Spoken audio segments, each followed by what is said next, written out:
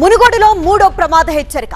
రాజగోపాల్ రెడ్డి రాజీనామా తప్పదాయిక అన్న అనుమానాలైతే వ్యక్తమవుతున్నాయి. కోమటిరెడ్డి రాజగోపాల్ రెడ్డి మళ్లీ మంత్రి పదవి ప్రస్తావన తెచ్చారు. తనకు అన్యాయం చేస్తే ఊరుకుంటానన్న రాజగోపాల్ రెడ్డి మునుగోడుకి అన్యాయం చేస్తే మాత్రం ఎందాకైనా వెళ్తానంటున్నారు. గతంలో కాంగ్రెస్ పార్టీకి ఎమ్మెల్యే పదవికి రాజీనామా చేసిన విషయాన్ని ఆయన గుర్తు చేశారు. కాంగ్రెస్ పై పోరాటానికి సిద్ధంగా ఉండాలంటూ కార్యకర్తలకు పిలుపునిచ్చారు. మునుగోడు కాంగ్రెస్ ఎమ్మెల్యే కోమటిరెడ్డి రాజగోపాల్ రెడ్డి మరోసారి సంచలన వ్యాఖ్యలు చేశారు. తనది కాంగ్రెస్ పార్టీనే అయినప్పటికీ, తమ పార్టీనే అధికారంలో ఉన్నప్పటికీ అన్యాయం జరిగితే సహించేది లేదన్నారు రాజగోపాల్ రెడ్డి.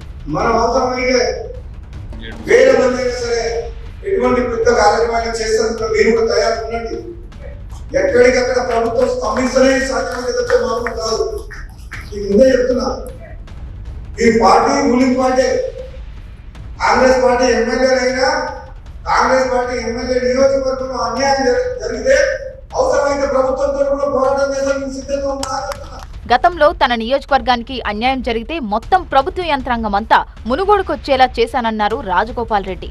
బీఆర్ఎస్ ప్రభుత్వంలో ఈ ప్రాంతానికి అన్యాయం జరిగితే అసెంబ్లీ సాక్షిగా ఎంత చెప్పినా వినకపోతే నా రాజీనామా చేసి మొత్తం ప్రభుత్వమే మునుగోడు ప్రజల కాలకాన్ని తీసుకొచ్చినా అని చెప్పిన ఆ రోజు.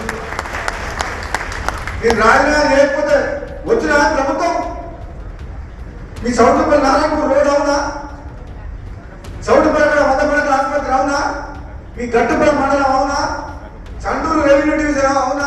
తనకు మంత్రి పదవి ఇస్తానని అధిష్టానం మాటిచ్చిందన్నారు కోమటిరెడ్డి. ఆ పదవి ఇంకొంత ఆలస్యమైనా భరిస్తానన్నారు. నాకు హామీ ఇచ్చిన మాట వాస్తవము. తిరిగి కాంగ్రెస్ పార్టీలో చేరినప్పుడు మంత్రి పదవి ఇస్తానని, అది ఆలస్యమైనా పర్వాలేదు, నేను ఎదురు చూస్తా. నాకు అన్యాయం జరిగినా పర్వాలేదు, కానీ మునుగోడు ప్రజలకు అన్యాయం జరిగే ఏ పని చేసినా సరే నా నిర్ణయం ఎంత దూరమైనా పోతా అని చెప్పారు.